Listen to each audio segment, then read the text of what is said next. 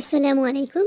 Hi viewers, আজকে সকাল সকাল আপনাদের জন্য উত্তরবঙ্গের একটা ট্রেডিশনাল খাদ্য যেটা শীতল, সেই শীতলটা কিভাবে তৈরি করে ওরা, আমি সেই প্রসেসটা আপনাদের দেখাবো। চলুন দেখে নিই এই উত্তরবঙ্গের ট্রেডিশনাল যে শীতল তৈরি করা সেটার প্রসেসটা দেখিয়ে দিচ্ছি। এখানে আমি একটা দুধ কচুর বড় ডাটা নিয়েছি। এটা এই কচুর ডাঁটাগুলো বিশাল আকৃতির হয়ে থাকে। আমি এখানে একটা ডাঁটার কিছুটা অংশ নিয়েছি, পুরোটাও নেই নাই। উপরের যে আঁশটা এটাকে আমি এভাবে আঙ্গুলের সাহায্যে ছাড়িয়ে নিচ্ছি। এটা না ছাড়িয়ে নিলেও হয়। এটাকে 2 দিন ঘরে রেখেছিলাম, এতে একটু টেনে টেনে আসছে। যে কচুর যে ডাঁটার মধ্যে পানি থাকে সেটাও একটু শুকিয়ে গেছে।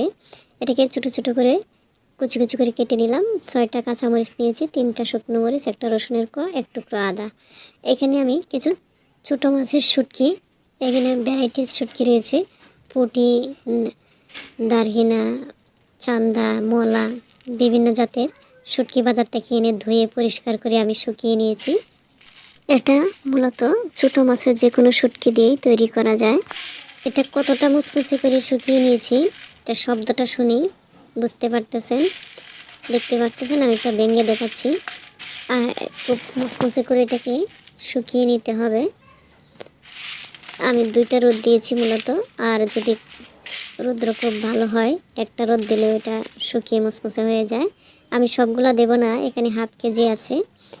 আমি 200 গ্রামের মতো শুটকি আমি এখানে ব্লেন্ড করে নিয়েছি।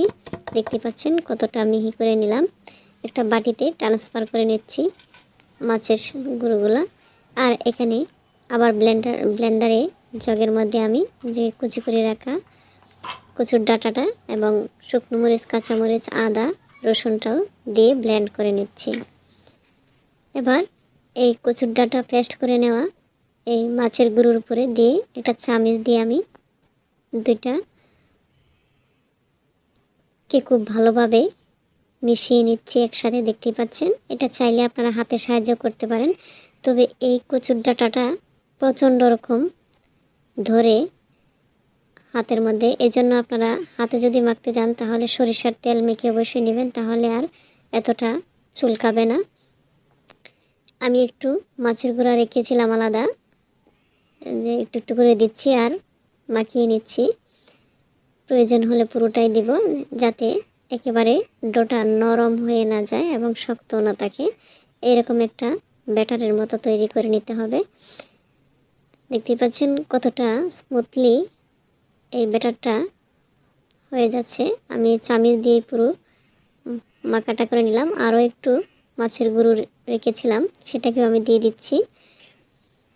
এটাকেও আবার ভালোভাবে মিশিয়ে নিচ্ছি। এই উত্তরবঙ্গের ট্রেডিশনাল শীতলটা সবারই প্রিয়। আর এভাবেই শীতল তৈরি করতে হয়, যেটা আমার জানা ছিল না। এবার আমি হাতের সাহায্যেই পুরো কাজটা করে নিচ্ছি, খুব ভালোভাবে মাখতেছি।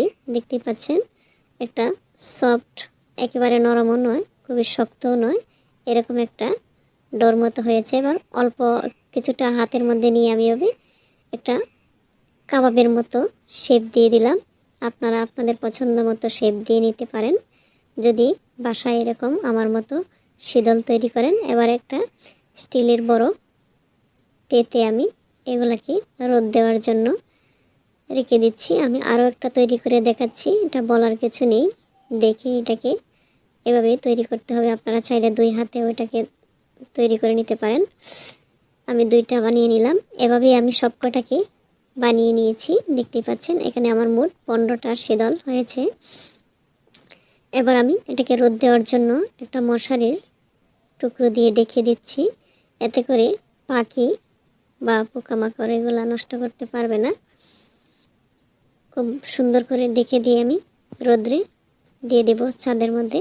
একদিন পর ফিরে আসলাম, দেখতে পাচ্ছেন অনেকটা টেনে গেছে, প্রায় শুকিয়ে আসছে। এবার একটা কাজ করতে হবে, সেটা একটা বাটিতে আমি 1 চা চামচ হলুদের গুঁড়ো নিয়েছি আর কিছুটা পরিমাণ সরিষার তেল হলুদ গুঁড়োতে মিশিয়ে নিচ্ছি। আর এই কাজটা আমি আঙ্গুলের সাহায্য করতেছি। এবার পুরো শীতলগুলাতে আমি এভাবে মাখিয়ে নিব। দেখে বুঝে নিতে হবে।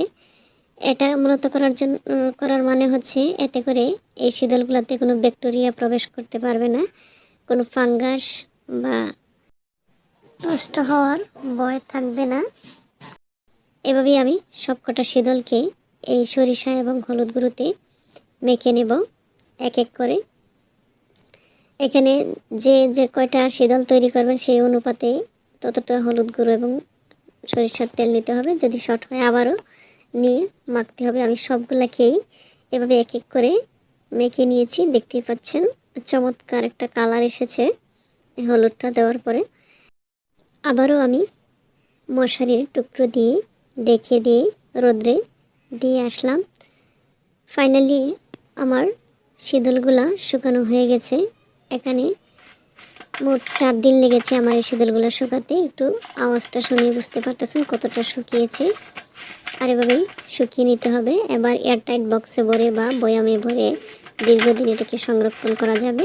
আগামী ভিডিওতে থাকবে আপনাদের জন্য শীতলের রেসিপি। এই শীতল কীভাবে রান্না করা যায় আর এই শীতল দিয়ে কী রেসিপি তৈরি করা যায় তা দেখার জন্য নিয়মিত চোখ রাখুন। আমি একটা ভেঙে দেখাচ্ছি কতটা শুকিয়েছে, দেখতেই পাচ্ছেন।